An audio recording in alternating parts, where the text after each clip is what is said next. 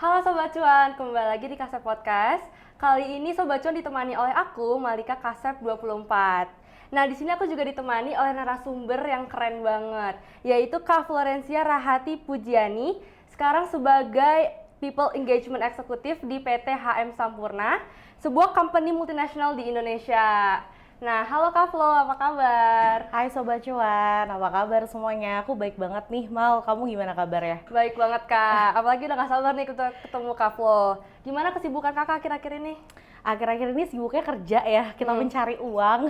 Tentunya di kondisi ekonomi yang seperti ini, jadi mari kita bekerja gitu.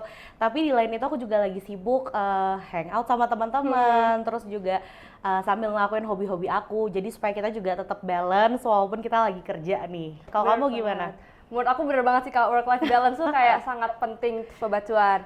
Nah, sebelumnya aku mau berterima kasih banget untuk Kak Flo udah menyempatkan hadir di Kasep Podcast episode kali ini di tengah kesibukan Kak Flo. Aku dengar-dengar Kak Flo dari Jakarta ya, tadi pagi langsung kesini ya. Betul banget, demi podcast Demi kamu nih. podcast episode ini guys. Thank you so much ya Kak Flo. Nah Sobat Cuan, di episode kali ini kita bakal bahas topik yang relate banget dengan fresh graduate nih, yaitu tentang dunia kerja, gaji pertama, dan juga manajemen keuangan, dan gimana cara survive di awal karir gitu. Kebetulan banget nih Kak, di ITB kemarin baru aja Wisokto atau Wisuda Oktober. Oke. Jadi pasti banyak banget alumni yang baru lulus kuliah dan juga mulai menapaki dunia kerja. Oke Kak, sebelum kita masuk ke topik yang lebih dalam, mungkin kita boleh cerita sedikit tentang perjalanan karir Kakak. Sekarang posisinya sebagai People Engagement Executive ya Kak. Kalau boleh tahu awalnya bergabung ke Sampurna itu kapan sih Kak? Dan waktu itu Kakak masih fresh graduate juga Kak? Ya, terima kasih banget nih Mal untuk tadi pertanyaannya gitu ya. Jadi halo teman-teman, sekali lagi salam kenal, aku Flo, aku dari People Engagement di salah satu FMCG yang tadi udah disebutin gitu. Jadi awal mula perjalanan aku berkarir sejak aku lulus, yaitu di tahun 2022 sebenarnya gitu ya. Karena kan dulu aku farmasi, jadi aku S1-nya tuh farmasi, internship dulu di e-commerce sampai akhirnya aku ketemu dengan perusahaan aku yang sekarang, Sampurna gitu ya. Dan sekarang aku sudah 4 tahun nih berada di Sampurna. Nah, aku tuh masuknya mau lewat manajemen trainee atau kalau di kita itu namanya graduate trainee program. Tapi spesifiknya apa? Aku di People and Culture atau mungkin teman-teman kenalnya HR gitu sih kurang lebih. Oke, tadi Kak Flo sempat mention ya tentang MT atau manajemen trainee ya. Ya. Kalau boleh tahu after program itu ada apa sih Kak kira-kira? Dan apa perbedaan ketika Kakak masih MT dan sekarang Kakak udah pekerja tetap ya? Sekarang, nah apa bedanya dan gimana cara survive gitu sih Kak? Oke, jadi tadi mungkin pertanyaan pertama adalah apa perbedaannya nih ya antara manajemen trainee sama setelah lulus gitu ya. Dan tadi apakah gimana sih rasanya gitu ya ketika permanen. Nah teman-teman aku mau kasih tahu nih kalau di Sampurna tuh kebetulan aku lumayan beruntung. Jadi aku masuk tuh udah permanent employee. Jadi manajemen trainee atau graduate trainee di kita tuh bukan kontrak. Aku langsung permanen teman-teman gitu. Dan perbedaannya apa? Mungkin kalau di manajemen trainee, jadi aku tuh 2 tahun program nih gitu. Jadi di dalam 2 tahun itu aku ada 6 bulan assignment. Jadi totalnya ada 4 assignment. Dan rotasi aku tuh lumayan beraneka ragam, gak cuma di People and Culture, tapi aku juga berkesempatan untuk bisa cross function ke marketing juga waktu itu gitu. Jadi serunya adalah setiap 6 bulan kalian akan dapat project yang baru, terus juga opportunity nih untuk kenalan sama leaders yang beraneka macam gitu ya dan ragam gitu. Kalian bisa belajar banyak banget dari business acumen dan juga mengembangkan diri kalian lah untuk menjadi future leader dari sebuah perusahaan itu gitu. Nah, setelah aku lulus, aku kan sekarang di People Engagement Executive gitu, dan sebelumnya aku di Diversity Equity Inclusion Executive. Jadi HR atau People and Culture di Sampurna tuh sangat luas banget. Di sana sendiri aku ngerasa happy lah ya tentunya gitu. Perbedaannya udah nggak ada lagi yang namanya final review, nggak ada mid review, nggak ada lagi those kind of assessment lah ya setiap 6 bulan untuk ngelihat gimana nih performance kalian sebagai manajemen trainee. Akan tetapi dengan aku berada di posisi aku yang sekarang, aku juga tetap belajar hal baru, tetap di challenge untuk bisa contribute banyak ideas. Jadi menurutku sebenarnya nggak ada yang terlalu jet lag gimana-gimana. Cuman bedanya di status aja. Kalau dulu MT, sekarang udah bukan MT gitu sih, Mal. Oke oke, menarik banget. By the way tadi aku juga dengar tentang kakak job rotation ada 4 kali ya kak. Betul. Terus kakak juga di sana di challenge untuk buat ideas yang banyak banget dan untuk berkontribusi untuk Sampurna.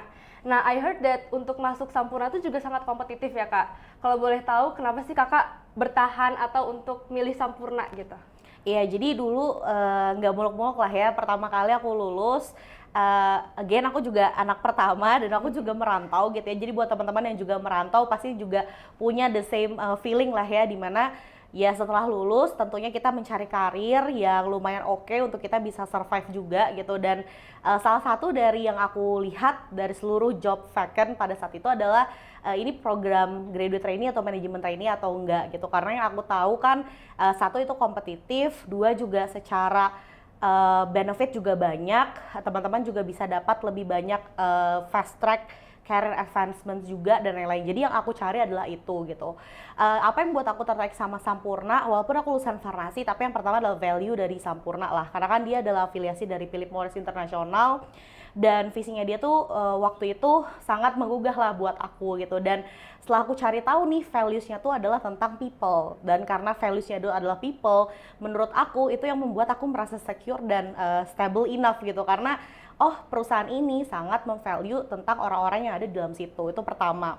Hal yang kedua, setelah aku cari tahu sangat kompetitif dari segi benefit dan juga salary, pas banget untuk aku yang memang merantau gitu ya, dan aku juga harus meniti karir dari nol gitu. Jadi menurut aku secara itu semua tuh udah sangat lengkap. Kita ada banyak program, bahkan yang terakhir aku ngerasa dari segi development aku sangat dilihat lah gitu. Jadi banyak banget learning opportunity, banyak banget akses terhadap learning yang aku bisa lakukan untuk develop karir aku gitu. Contoh kita punya our own sistem gitu ya untuk bisa melihat gimana kita belajar.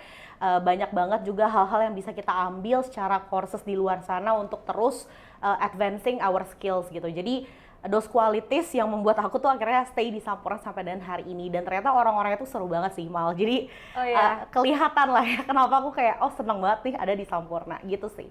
Jujur kayak aku kan versi tahun kedua ya kak, dan aku tuh udah denger tentang program MT itu, dan jujur aku emang tertarik ke MT karena aku denger kayak kakak bilang tadi itu kayak bisa mempercepat karir gitu ya kak, walaupun emang masuknya tuh sangat kompetitif banget, tapi emang benefit yang bisa diambil dari kalian ikut MT atau manajemen trainee dan juga kalian berjob rotation itu banyak banget yang bisa diambil. Nah, tadi kakak juga sempat nyinggung tentang gaji awal kakak ya, yang memenuhi ekspektasi kakak dan memenuhi kebutuhan kakak lah ya sebagai anak perantau. Nah, waktu dulu kakak masih jadi fresh graduate nih, ekspektasi kakak soal gaji itu awalnya gimana sih kak kalau boleh tahu?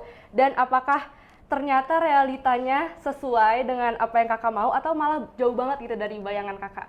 Ya, jadi sebenarnya kalau ngomongin gaji, Mal gitu, to be honest yang pasti pertama core dulu lah ya. Core-nya apa sih? Satu, aku nggak punya rumah di Jakarta dan aku pengen berkarir di Jakarta. Jadi ada gaji aku itu harus bisa membantu aku untuk membayar at least kos-kosan atau apartemen gitu. Jadi secara akomodasi aku aman. Hal kedua yang aku lihat pastinya gaji aku itu harus bisa menunjang well-being aku gitu. Jadi kan aku juga pengen healing, aku juga ya kan, aku pengen healing, aku pengen liburan, aku pengen melakukan banyak hobi, aku suka banyak ragam macam olahraga gitu. Jadi gimana gaji ini juga bisa membantu dari well-being aku gitu untuk tetap happy gitu. Nah, yang ketiga adalah gaji ini juga aku rasa perlu untuk bantu aku untuk bisa membantu keluarga aku nih, Mal gitu. Jadi aku merasa aku juga harus punya saving enough gitu ya di dalam gaji ini. Nah, ketika ketiga hal ini tercentang, menurut aku itu udah enough buat aku. Nah, apakah Sampurna masuk ke dalam ekspektasi? Satu, iya, bahkan melebihi ekspektasi aku. Wow. Dan itu yang membuat aku happy ya di Sampurna gitu. Dan aku ngerasa oh ya, dari segi development aku dapat, dari segi apa yang harus aku lakukan untuk mengembangkan karir aku dapat, exposure ke leadernya aku juga dapat, dan bekerja di perusahaan multinasional sebesar ini juga aku sangat happy dan bangga gitu. Jadi menurut aku salary-nya dan semuanya itu tuh cukup buat aku dan sangat memuaskan buat aku gitu sih. Jadi lebih ekspektasi kakak dan memenuhi kebutuhan core kakak. Betul, betul. Dan bisa banget buat work-life balance, kakak jadi bisa olahraga dan bisa buat keluarga juga. Betul. Berarti Sobat Cuan bisa dilihat kayak ternyata Sampurna itu banyak banget benefitnya. Betul. Nah, Kalau boleh refleksi dikit nih Kak, ke waktu Kakak jadi fresh graduate lagi, kalau ada yang ingin Kakak rubah dulu mungkin ada atau pengen Kakak lakukan beda, mungkin soal mindset atau pilihan kerjaan atau cara ngatur keuangan, kira-kira ada nggak ya Kak? Iya, jadi kalau misalnya ditanya apa yang aku harapkan aku bisa lakukan dengan baik di masa yang lampau gitu ya. Satu, kalau misalnya teman-teman lagi kuliah sekarang, bener-bener perbanyak opportunity untuk ikutan lomba, perbanyak akses terhadap networking, banyak-banyakin ikutan berbagai macam komunitas.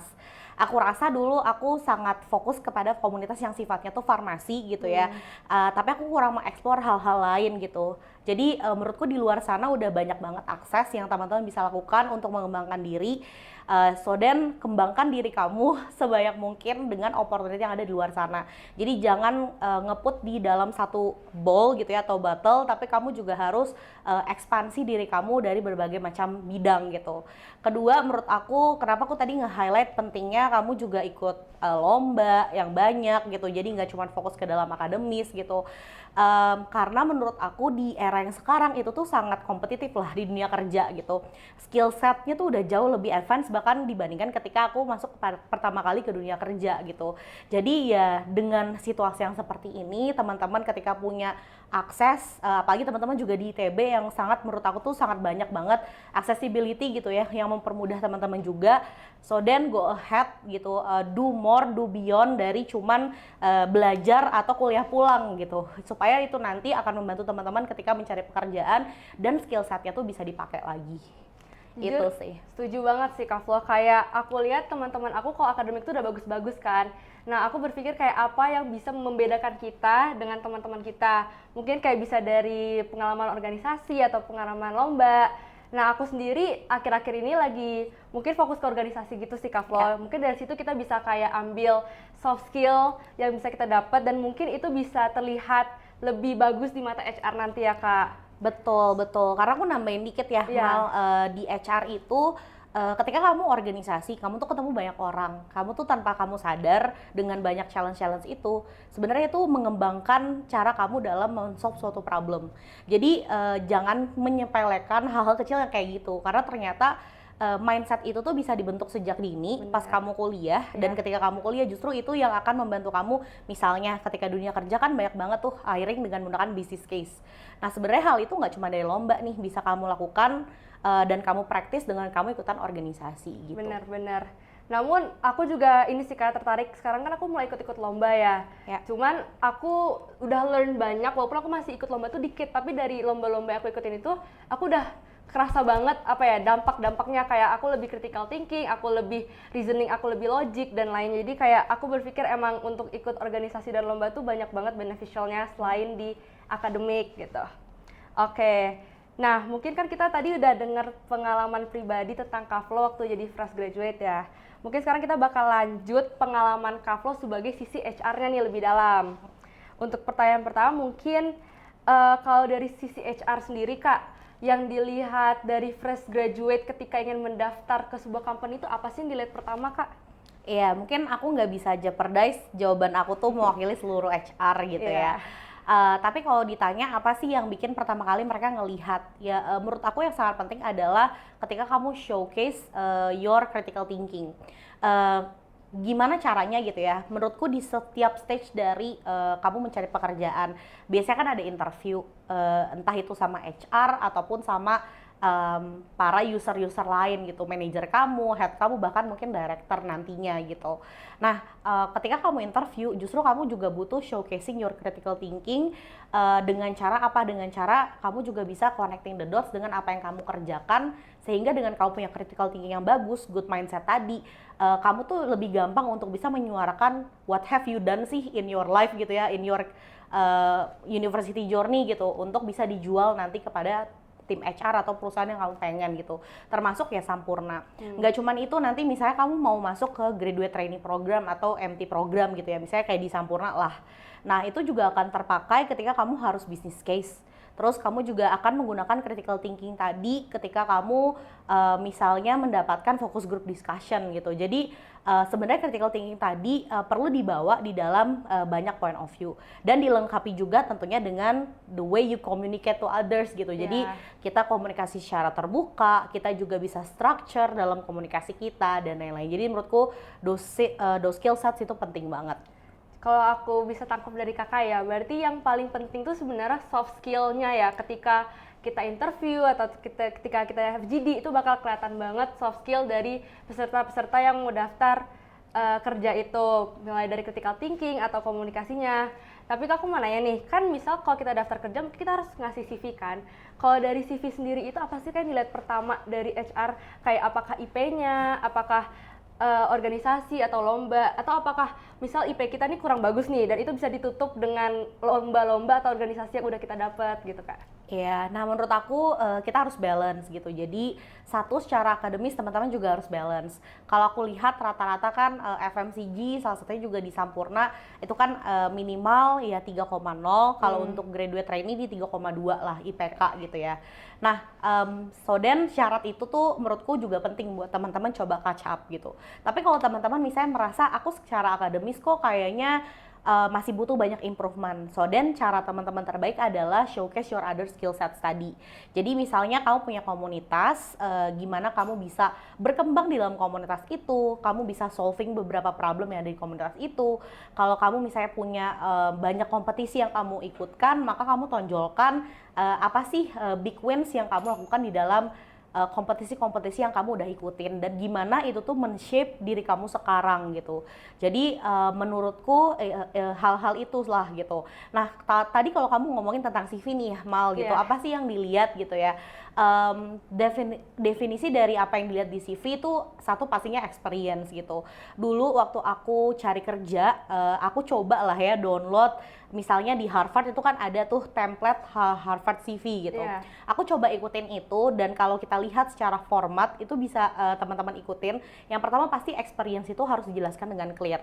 Tapi gak cuma experience nih Mal, tapi kamu juga harus showcase achievementmu tuh apa dan apa yang kamu lakukan. Misalnya supervise kah atau kamu leading kah gitu, itu kan sesuatu yang berbeda. Supervising ya mungkin itu bigger role daripada leading gitu, sedangkan kalau lead ya mungkin kamu adalah leading dari suatu project gitu. Itu contoh-contoh kecil, jadi use the right words dan juga speak up tentang achievement kamu gitu di dalam CV kamu dengan number atau sesuatu yang measurable.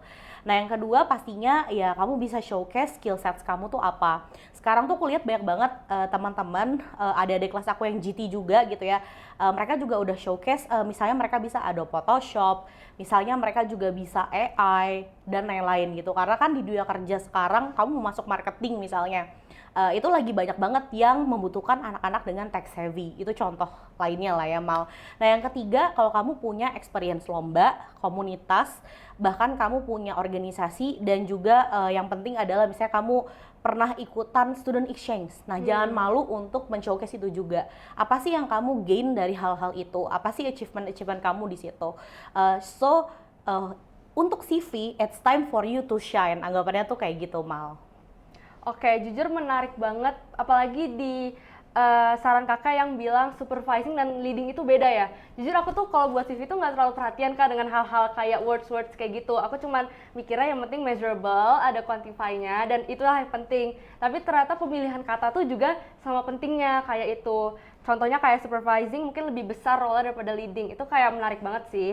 Dan kakak juga bilang tadi mungkin skill-skill yang diperluin di dunia kerja sekarang udah lebih banyak dan banyak aksesnya untuk mendapatkan itu. Dari pengamatan kakak nih, kira-kira mindset apa sih yang bisa bikin seseorang itu lebih marketable di dunia kerja sekarang? Dan itu bisa ketahuan saat interview mungkin ya, mungkin kayak mindset apa yang mereka gunakan bisa menarik perhatian kakak, kayak kakak mikir sebagai HR kayak wah orang ini menarik atau mindsetnya bagus gitu. Ya, nah mungkin to clarify juga gitu ya, aku kan bukan yang memang merekrut gitu, tapi mungkin ini point of view aku ketika aku juga apply ke Sampurna dan point of view kalau aku ngomong sama teman-teman HR di Sampurna gitulah ya. Jadi mindset apa sih? Mindset growth mindset. Kenapa growth? Benar. Bahkan di Sampurna sendiri kita punya yang namanya growth gitu. Growth itu tuh menjadi value kita juga, karena ketika kamu punya growth mindset, it means you keep growing gitu. Nah, contohnya gimana sih dalam keseharian atau ketika kamu nanti mencari kerja gitu ya, kamu membawa growth mindset tadi gitu. Dengan cara kamu showcase kamu punya agility yang bagus. Kamu bisa adapt to different situations, apalagi kalau kamu nih menargetkan FMCG company yang mungkin secara kompleksitasnya tuh besar gitu ya, marketnya juga yang dipegang tuh besar gitu. Jadi dia pasti punya banyak hal-hal yang membutuhkan seseorang dengan agility yang baik, yang bisa dimanapun diletakkan itu tuh bisa survive gitu. Jadi ya kalau kamu men-showcase those kind of values, itu tuh bagus gitu. Yang kedua adalah kalau ngomongin growth mindset, so then kamu tuh willingness untuk belajarnya tuh tinggi. Jadi kamu punya curiosity yang bagus, kamu tahu kamu nggak bisa misalnya dalam satu hal gitu ya, tapi kamu nggak malu untuk bertanya, kamu nggak malu untuk mencari tahu gitu, kamu kepo dengan banyak hal yang nantinya tuh sebenarnya akan berdampak nih kepada project-project yang akan desain kepada kamu gitu. Jadi definisi dari growth mindset itu tuh menurut aku seperti itu, and it's very good if you have the growth mindset even dari sekarang sih gitu. Oke, jujur sebenarnya dari dulu kayaknya aku sering banget nih Kak denger growth mindset.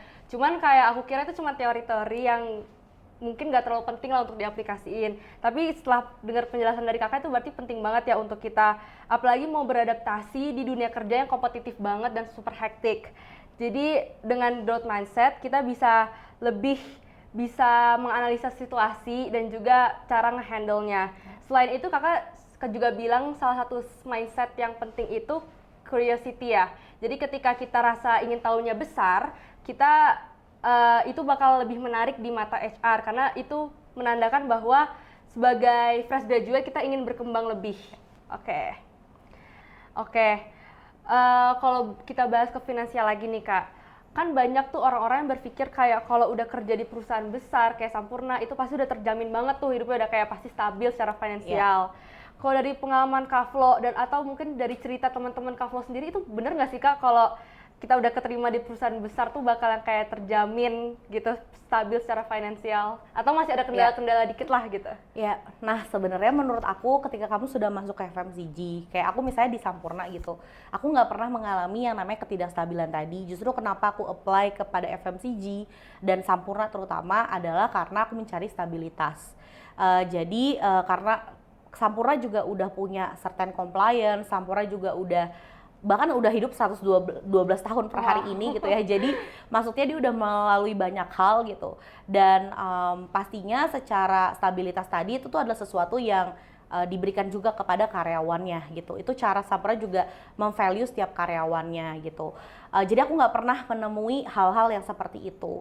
Tapi menurut aku sangat bagus ketika teman-teman sudah bekerja. Sebenarnya kan berapapun gajinya, besar atau kecil, itu depends on you, how you manage the finance gitu Iya, lah ya. bener banget. Jadi kalau misalnya kalian juga boros, ya mau kerja di perusahaan manapun dengan gaji sebanyak apapun tidak akan pernah cukup gitu.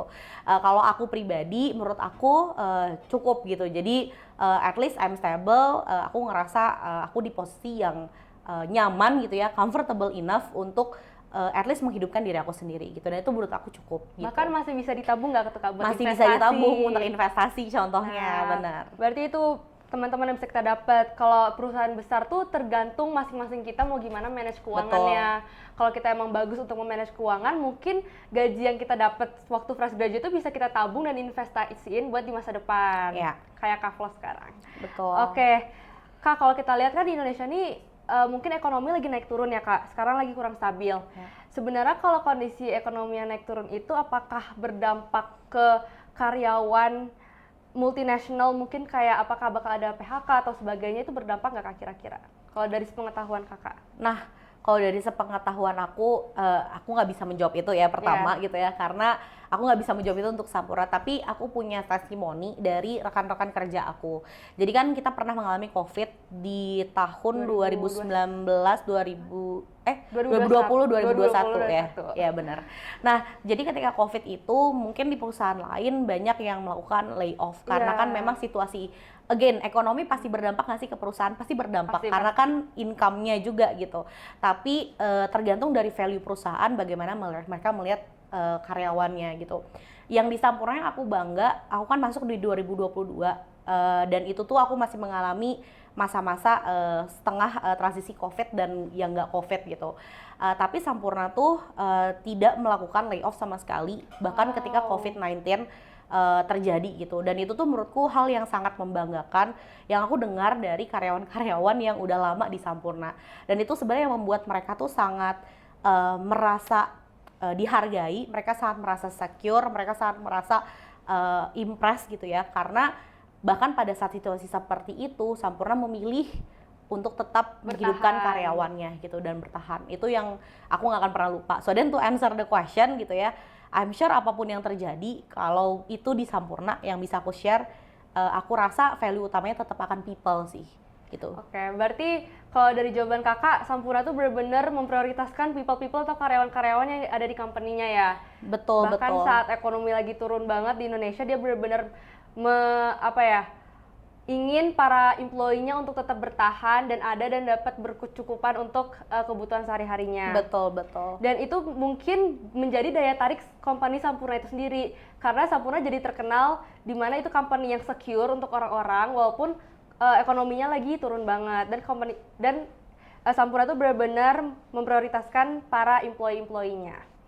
Oke. Mungkin kita bakal ke topik selanjutnya ya Kak, yaitu tentang financial benefit karyawan dan juga pengelolaannya. Ya. Untuk first question, mungkin selain gaji pokok yang Kak Flo dapat dari Sampurna, kira-kira ada nggak sih benefit lain yang dikasih oleh company untuk menyelamatkan kesejahteraan karyawan gitu? Ya, kalau ngomongin kesejahteraan kita ngomongin well-being ya. Iya. Kayak maksudnya sejahtera means well-being kamu tercukupi gitu. Kalau di Sampurna sendiri, satu tadi kan aku sudah jawab lah ya, secara benefit development untuk diri kamu berkembang itu udah ada gitu. Bahkan kamu juga bisa apply to any kind of course gitu. Itu membuat hidup kamu juga akan sejahtera ke depannya dengan kamu melakukan upskilling gitu. Kedua, di Sampurna secara well-being juga kita punya employee leisure activities gitu. Jadi kita benar-benar punya certain budget gitu ya, memang kita spend untuk para karyawan kita supaya mereka juga bisa tetap refresh, mereka bisa melakukan activity kayak misalnya kita punya komunitas tenis, kita punya komunitas badminton, Pedal ada nggak Kak? kita punya komunitas pedal, kita juga punya gym yang ada di kantor kita. Itu tuh adalah benefit yang include untuk ngebantu kita. Kita juga punya banyak employee privilege program, jadi banyak banget partner-partner yang bekerja sama dengan Sampurna, sehingga teman-teman juga bisa mendapatkan corporate rate gitu ya. Jadi kalau ngomongin dari sisi finansial ya tentu ada diskon rate khusus untuk karyawan Sampurna, dan itu membantu kesejahteraan juga. Nah, tadi waktu aku sempat ngobrol-ngobrol off cam nih dengan Kak Flo, tadi kakak sempat kayak mungkin mention tentang international assignment gitu ya Kak. Itu sebagai salah satu benefit ya Kak kalau aku nggak salah. Kira-kira boleh dijelasin nggak Kak itu apa? Ya, jadi mungkin itu bukan kayak benefit as per se, benefit transaksional atau apa gitu ya. Tapi kesempatan untuk teman-teman juga bisa berkarir beyond dari market yang ada di Indonesia. Karena mungkin kita adalah kita adalah afiliasi dari Philip Morris International, sehingga kita juga global company gitu ya, teman-teman. So then kamu semua kalau masuk sini gitu ya, pastinya punya opportunity yang sama untuk kamu bisa mengembangkan karir sampai ke tingkat internasional di afiliasi-afiliasi lain dari Philip Morris International tadi gitu.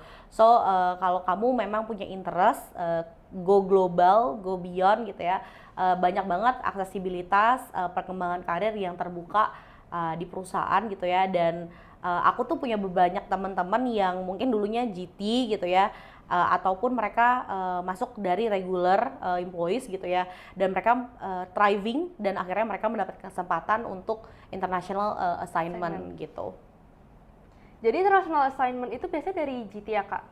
Enggak, kalau kita sebenarnya nggak pernah meng-capture itu harus GT atau non-GT. Semua orang tuh sebenarnya punya equal opportunity. Jadi siapapun kamu, selama kamu doing very well in your job, ada kesempatannya kamu bisa banget untuk dikirimkan ke global company lainnya gitu yang ada di Philip Morris. Tapi kalaupun enggak, kita sebenarnya punya internal job posting. Jadi di dalam internal job kita itu kamu bisa apply ke market-market lain di dalam Philip Morris International yang lagi membuka vacant nih job yang kamu juga rasa tertarik buat kamu gitu. Jadi kamu bisa banget untuk juga move around lah gitu. Oke, super insightful. Kalau kadang kan kita kan dari Kasep ya Kak, jadi kita tuh fokus ke investasi dan pasar modal lainnya gitu.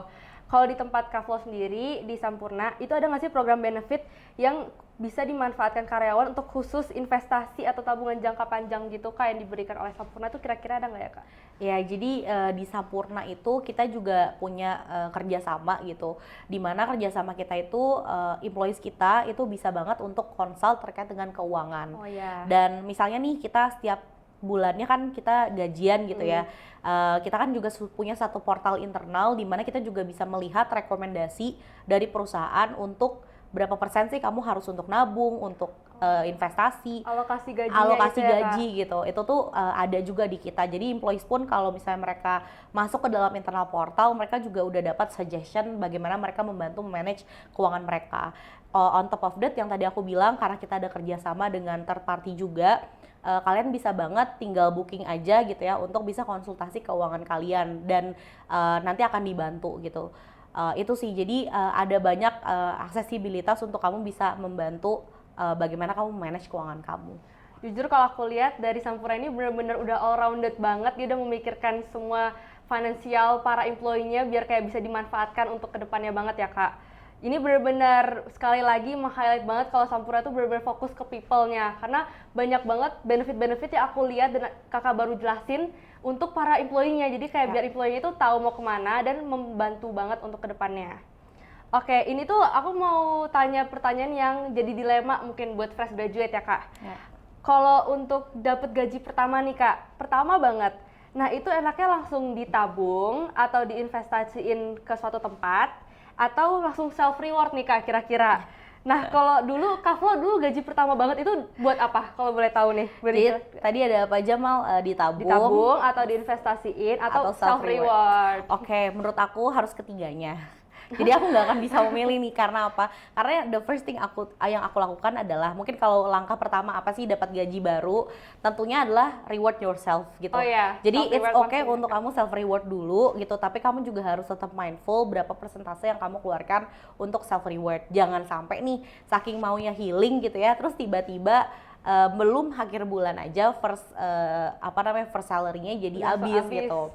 Nah, tapi menurutku yang kedua yang penting banget tuh adalah investasi gitu. Kenapa? Karena menabung, kalau misalnya kita menabung kan uangnya akan disimpan di satu tempat dan mungkin bunganya juga nggak banyak atau besar.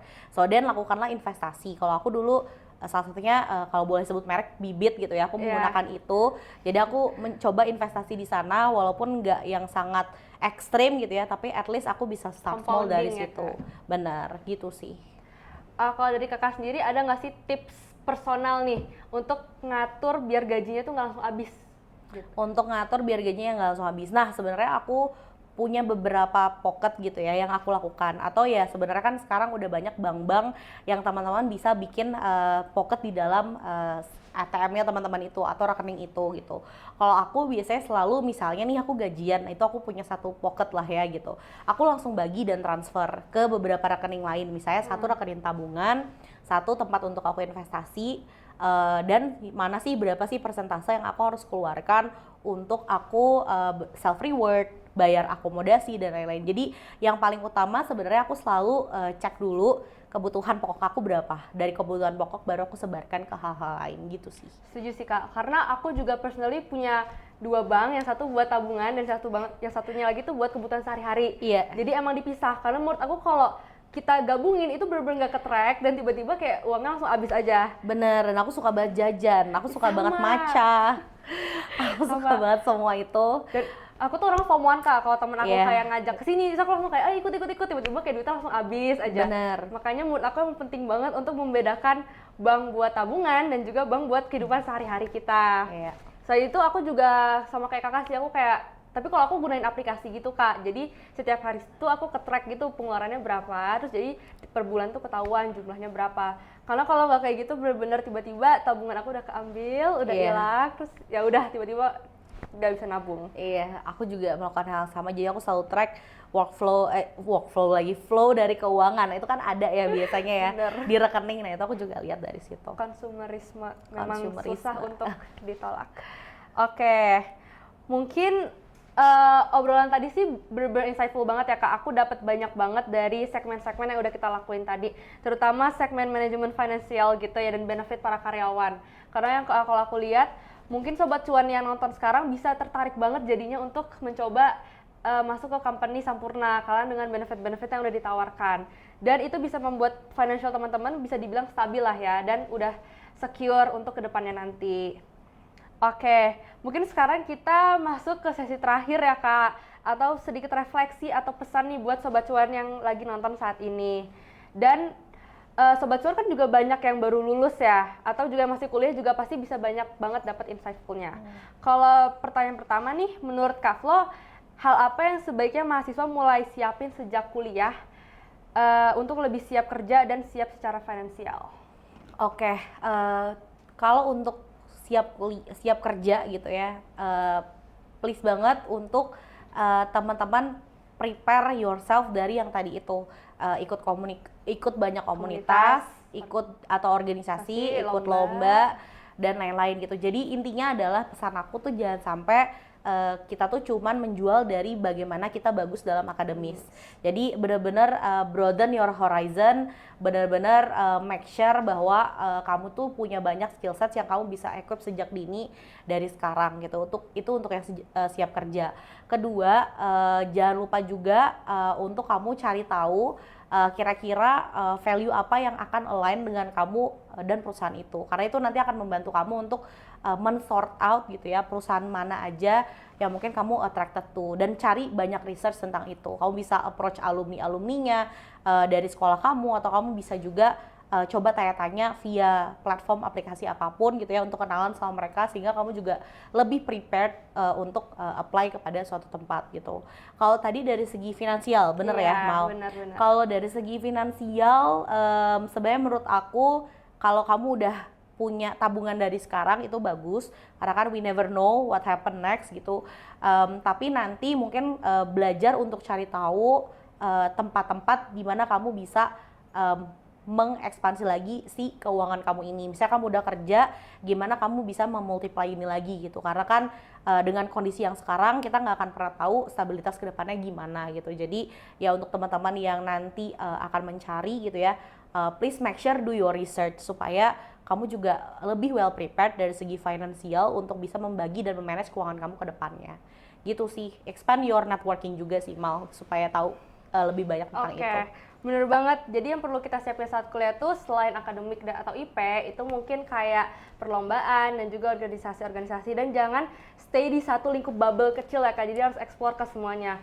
Kalau dari Kakak sendiri, ini aku penasaran aja sih, dulu kan Kakak kalau aku gak salah kuliahnya farmasi di Udayana ya.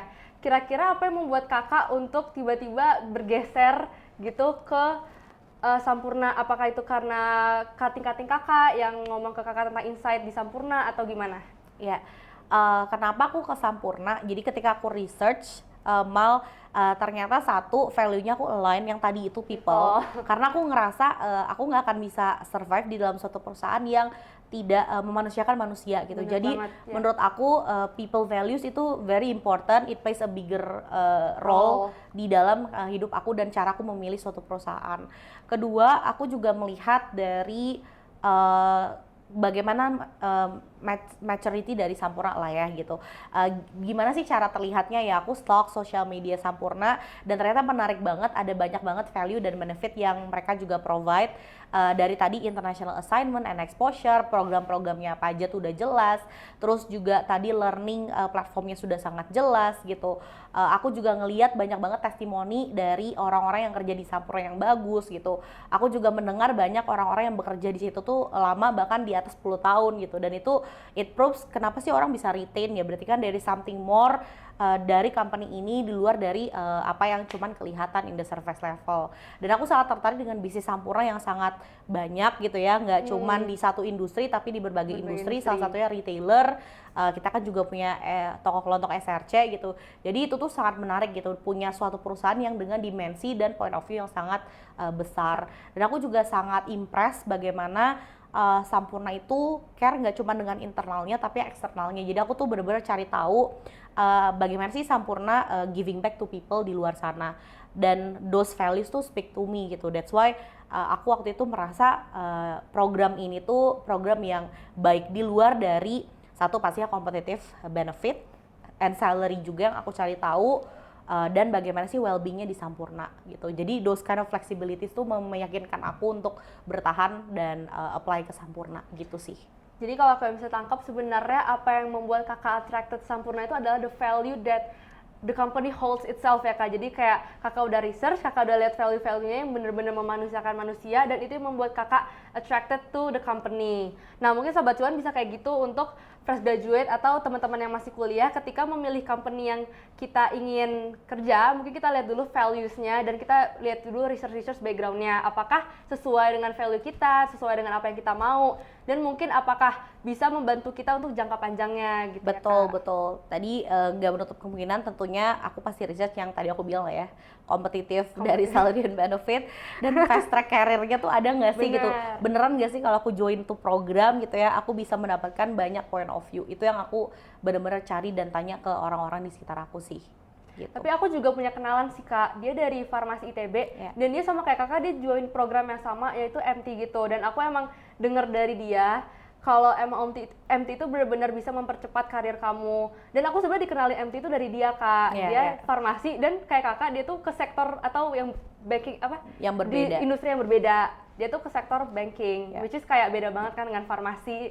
Jadi emang we never know ya what happen in the future. Cuman kita harus maksimal aja ketika waktu kuliah biar kita bisa keterima di company-company besar atau multinasional. Iya, dan jangan pernah lock di dalam satu pintu gitu, karena bisa jadi kamu berkarir di banyak industri dan banyak bisnis yang berbeda gitu sih. Oke.